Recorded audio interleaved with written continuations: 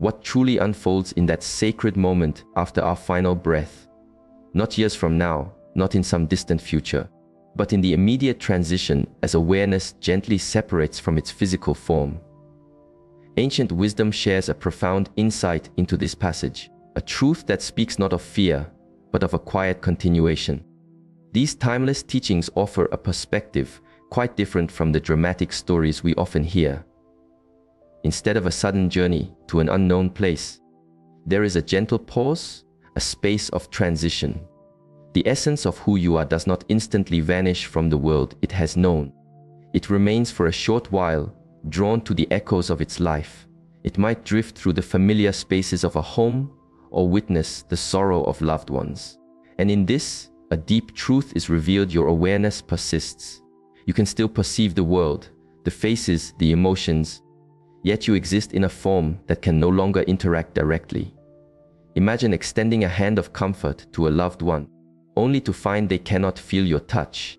That moment of realization is the first great teaching after we depart. It's a profound invitation to understand a truth we often overlook in life: we are far more than our physical bodies. For decades, we tie our identity to our voice, our appearance, our actions. In an instant, those vessels are gone. What is left is pure consciousness, an unfiltered presence. It is said that many simply wonder, am I gone? If I can still perceive and feel, what am I? This is not a state of confusion to be feared, but a natural and gentle awakening. It is the beginning of the journey from the world of form into a reality of boundless spirit. According to these wisdom traditions, one of the most transformative discoveries in these initial hours is that consciousness isn't pulled into a far-off dimension. Instead, it moves through the spaces where its deepest connections were forged: the rooms, the pathways, the familiar chairs where stories were told. But it doesn't just see, it senses. Every heartfelt word, every expression of love, every quiet prayer spoken by the living. Nothing is lost. This perspective suggests that the departed are often present in a silent, observant way as their lives are honored. Consider for a moment that your own presence, unseen, could be a source of peace for those you love. This thought carries a profound responsibility. How often do we let old pains surface during times of remembrance? How often do we finally speak words of appreciation when we believe it is too late? These teachings suggest it is never too late for the heart to hear. The physical form may no longer reply, but the essence of the person receives every sentiment. This invites us to be mindful. What energy do we wish to offer our loved ones in that delicate transition? An atmosphere of unresolved tension, or one of gratitude and peace? If these ancient teachings hold true, the space we create around a departure has a direct influence on a soul's first steps beyond. It also compels us to redefine what a life's legacy truly is. It is not measured in possessions, but in the echoes of how we made others feel, the compassion shared, the patience offered, the love given freely. In that first day, awareness confronts this truth, not as a theory, but as a living, breathing reality. The farewell, therefore, is not just for us. It becomes a soul's first clear mirror, reflecting the quality of the connections it nurtured on its journey. Wisdom teachings describe how, in those first hours, a soul is not merely a quiet observer. Instinctively, it tries to bridge the widening space between the worlds. Motivated by love, it reaches out toward the people who defined its life. Many have shared stories of subtle signs following a loved one's passing: a sudden feeling of peace in a room, a scent that carries a memory, or an inner whisper of reassurance. Ancient traditions view these not as mere coincidence, but as genuine expressions of a continuing bond. Try to see it from the soul's vantage point. You perceive your family's sadness, and you yearn to offer comfort, to convey that everything is okay, but your old methods of communication no longer work. The boundary between the physical and the non-physical realms is clear and natural. The soul must come to understand that its way of belonging has transformed. This understanding isn't about loss, but about evolution. It is the first step toward a graceful release. To cling to the world that was only prolongs the transition. To let go is to embrace the true journey ahead. If this perspective on our shared human journey resonates with you, I invite you to join our community of seekers. This space is for exploring these deeper truths with an open heart. Take a moment to subscribe so we can continue to walk this path of discovery together. By sharing this reflection with others, you help create ripples of peace and understanding that benefit us all. Your presence here matters, and we grow stronger through our collective exploration. For those of us still in the physical world, there lies a beautiful lesson here. If the departed are so near in those initial hours, what could happen if we cultivated our own inner stillness, if we opened our awareness enough to sense their peaceful presence? Some traditions have long taught that the veil between worlds is at its most transparent during these moments of transition. The teachings affirm this possibility. However, it is also said that most of us are not accustomed to listening with such subtlety. Our minds are often clouded by the storm of grief, making it difficult to perceive the gentle signs. And so, the soul gradually learns that it cannot remain anchored to the physical plane. It is in this moment of release that a far greater vision begins to dawn, an inner reflection that every soul is said to experience. According to these timeless teachings, the most profound event of this initial period is not observing the world, but facing oneself with complete honesty. This moment is often described as standing before a clear, still lake.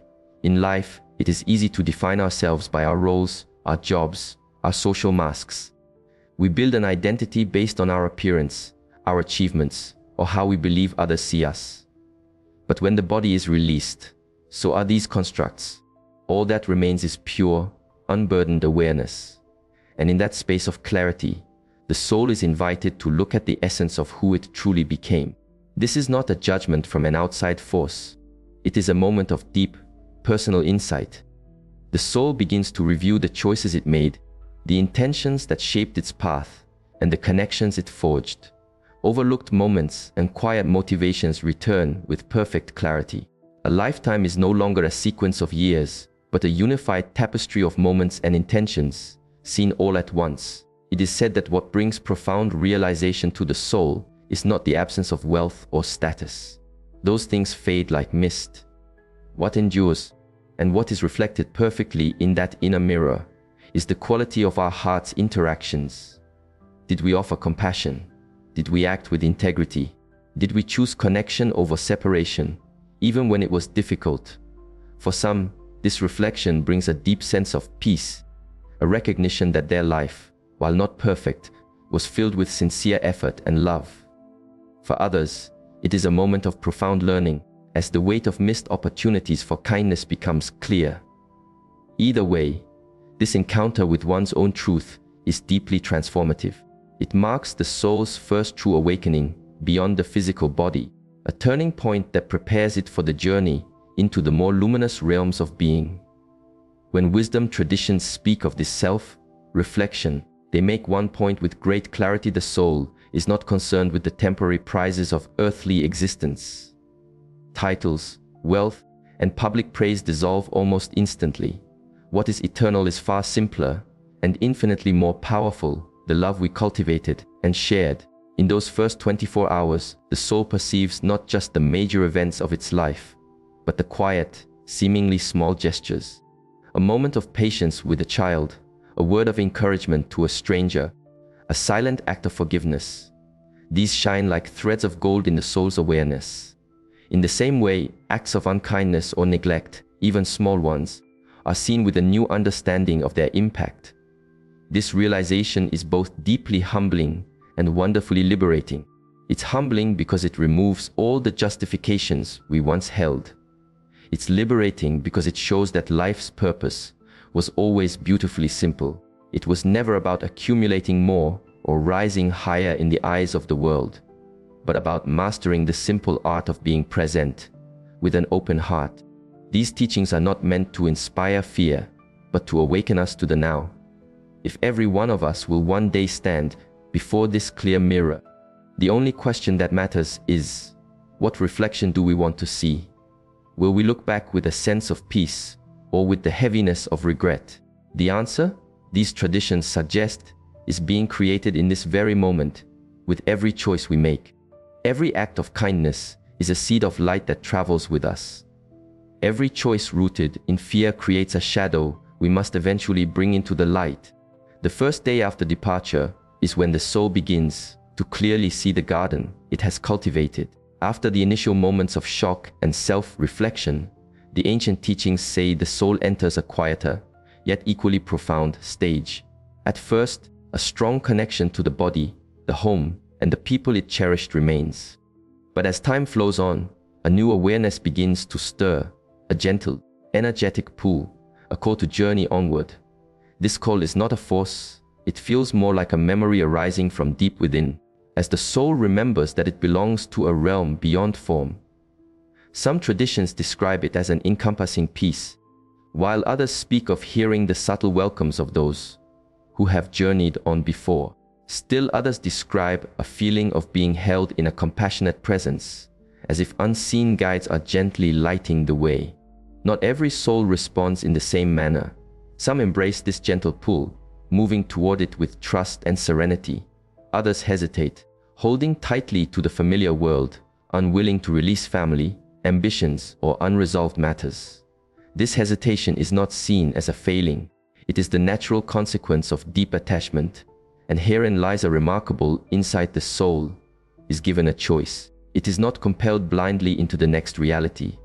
It is an active participant. The decision to release or to hold on influences the ease of the transition. For those who surrender, the process is one of profound relief. The fear of the unknown dissolves as the soul senses it is part of a greater, loving intelligence. For those who resist, a sense of being adrift may linger, sometimes creating a restless energy that can be felt by the living. Yet, no soul is ever left behind. The pull toward its true home is constant and patient. Sooner or later, every spirit recalls that it is more than just its story, and begins its journey toward the light. Even as the soul senses the invitation to move forward, the grip of the old life can be strong. A final wave of denial can sometimes arise. The awareness may think, "This isn't real. I am still here." This denial comes not from a lack of understanding, but from a lifetime of identification with form.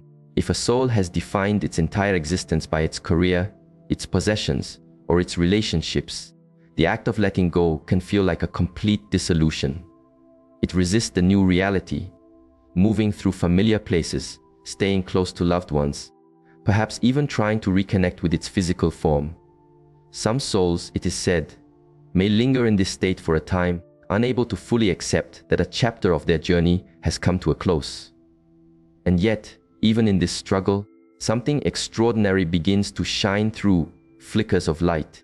This may appear as a gentle glow on the horizon of consciousness, or as a radiant presence that feels both immensely powerful and deeply personal. Some describe it as hearing their essence called by a voice of pure love.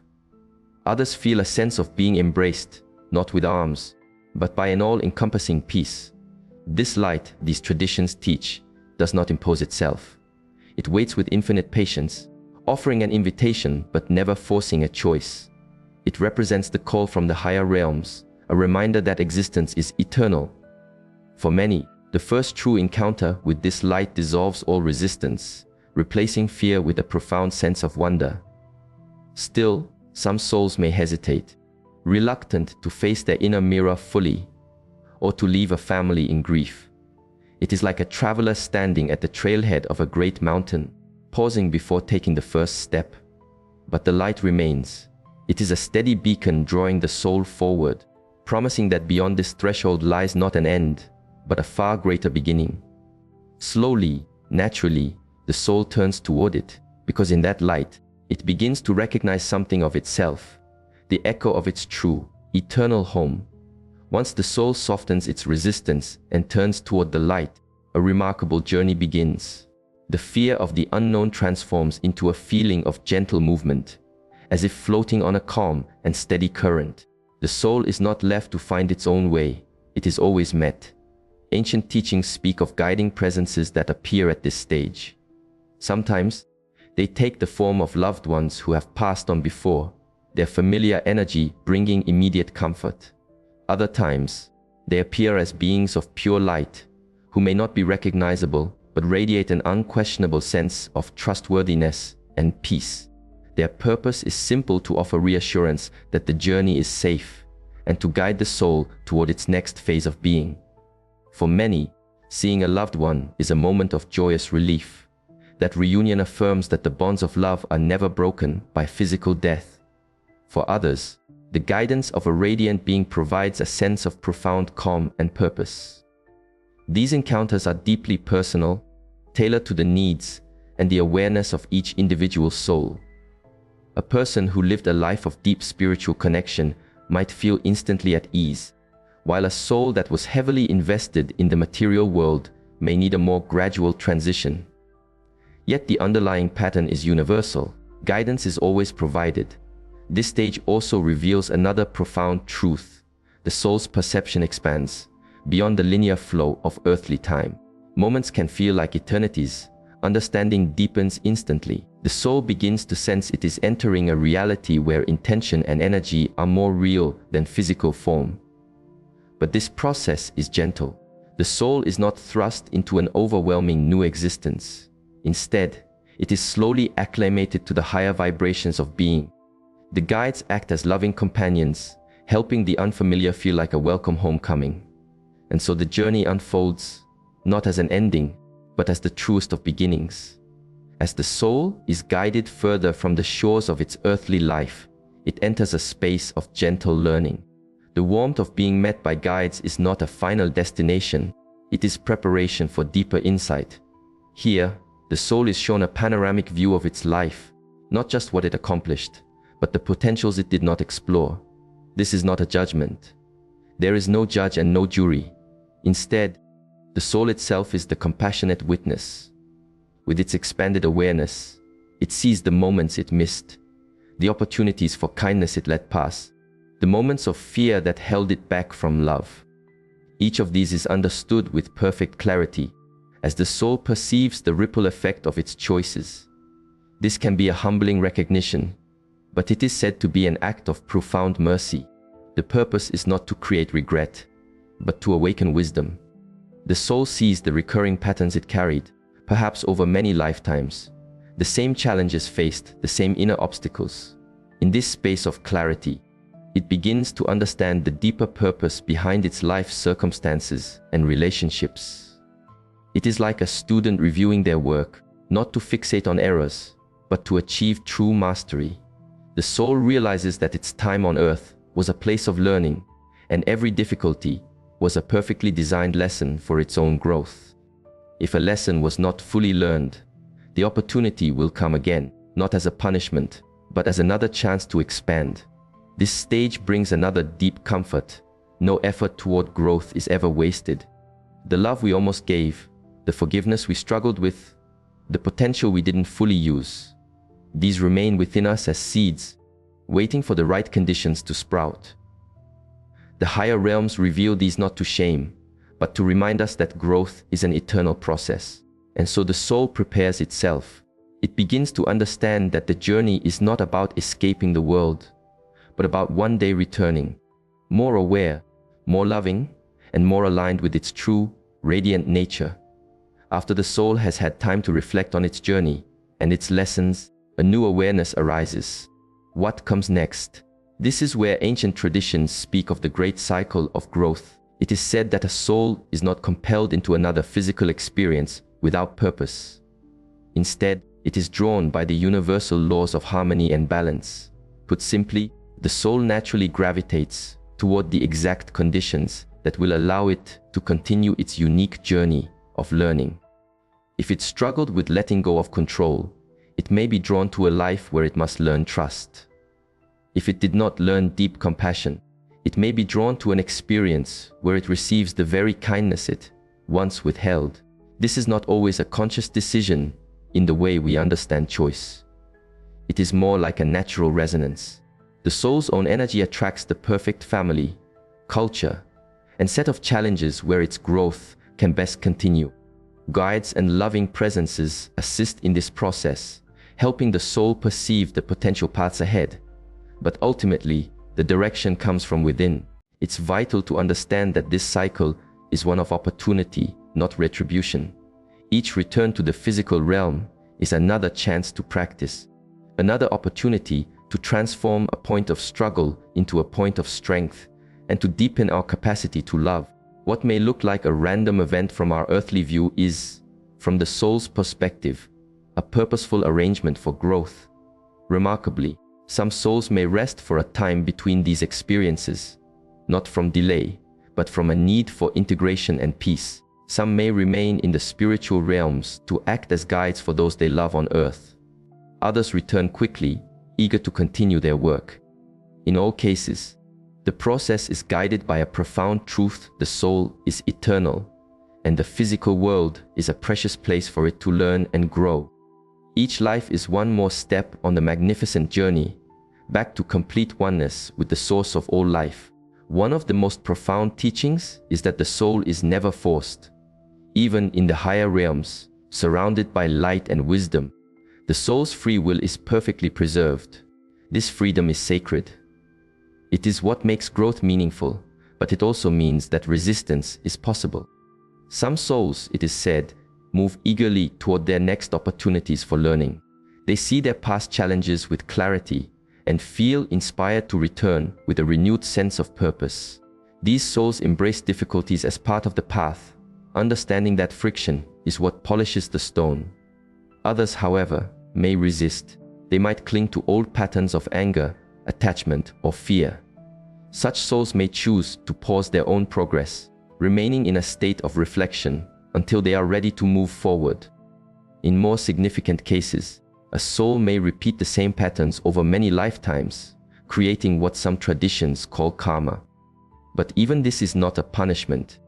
It is simply the natural law of cause and effect, an echo that returns until the lesson it carries is understood. What is so powerful in these teachings is the assurance that no soul is ever truly lost.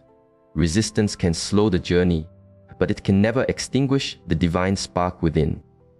Even the most hesitant soul will eventually turn back toward the light, because the longing for wholeness is its most fundamental nature.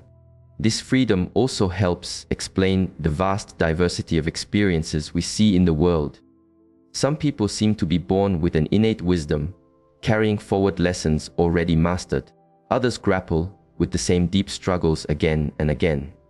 Our lives may not appear equal, but they are all purposeful. Each soul is in the perfect place for its next step. This perspective reframes life's difficulties. They are not random misfortunes, but sacred invitations. Every challenge whispers to us, "Here is your path to greater strength and deeper love." Whether we accept that invitation is always our choice. The most powerful energy that shapes a soul's journey, according to these wisdom traditions, is love expressed through selfless service. Spiritual growth is not measured by what we know, but by how we live for the well-being of others.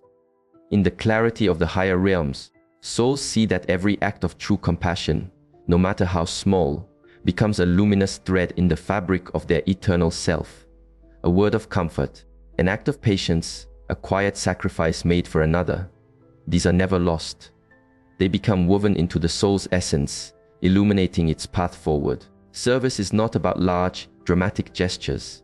It is about the simple intention of the heart. A life of quiet, consistent kindness can advance a soul far more than a life of great worldly success, but little connection to others.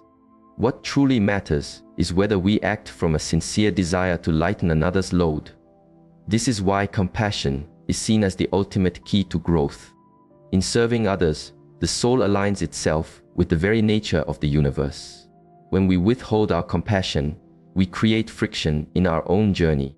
These traditions remind us that even in our daily lives, opportunities for service are abundant within our families, in our communities, and in the simple act of listening with an open heart.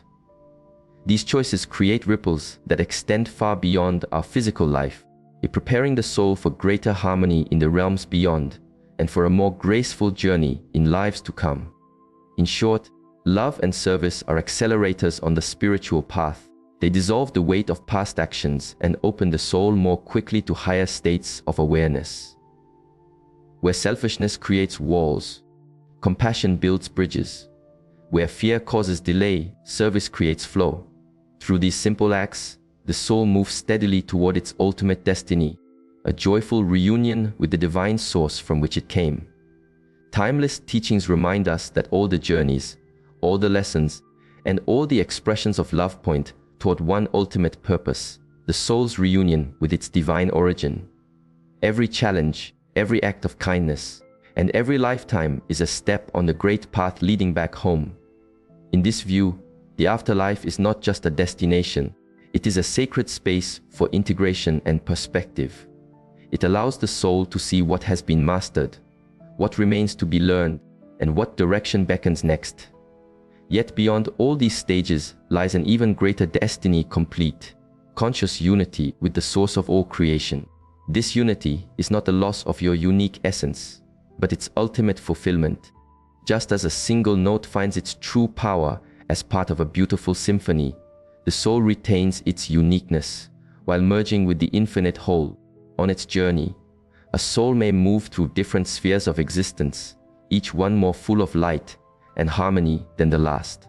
These are not static heavens, but realms of continued growth, service, and creativity. The further a soul progresses, the clearer its purpose becomes: to be a pure reflection of divine love in every thought and action. Ultimately, the destiny of the soul is not to escape the world, but to help transform it through love. In returning to its source, the soul does not abandon creation. It contributes to its elevation. This is the great promise. No matter how long the journey takes, or how many detours we make, every single soul will find its way home. As we conclude this reflection on the soul's journey, a powerful truth comes into focus: life does not end. It merely changes form. The soul is on an eternal pilgrimage of learning, always drawn toward the light of its source. These ancient teachings remind us that our struggles are not punishments, but lessons designed for our growth. Every joy and every sorrow has a purpose. Our choices create ripples that extend beyond this one lifetime, shaping our path through eternity. What gives meaning to this vast journey is love, expressed as compassion, forgiveness, and service. These are not merely virtues, they are the essential tools for our spiritual evolution. Through them, we ease our journey, accelerate our growth, and move ever closer to our true home. This path of awareness is one we walk every single day, not just in the life to come. Subscribing is more than just a click. It's a commitment to your own growth, a promise to yourself to keep exploring these deeper truths. Join us on this journey and share this message of peace with those who might need to hear it. Let's build a community dedicated to walking this path with intention and courage. Thank you for sharing this time. In the stillness beyond this life, when the physical form is gently laid down, our true self awakens. It remembers what it has forgotten and sees with clarity what was once hidden. Every step of our path, every challenge, every victory, every quiet act of love was never in vain. It was all shaping us, polishing our inner light, and preparing us for a greater existence. The vision of the ancients is not one of fear, but of profound hope. It shows us that death is not a wall but a doorway, and that every soul, no matter its journey, carries a divine spark that can never be put out. So we walk on, through lifetimes, through lessons, through love, always drawn back toward the source that first breathed us into being. The journey is vast, but the promise is certain. In the end, every soul comes home,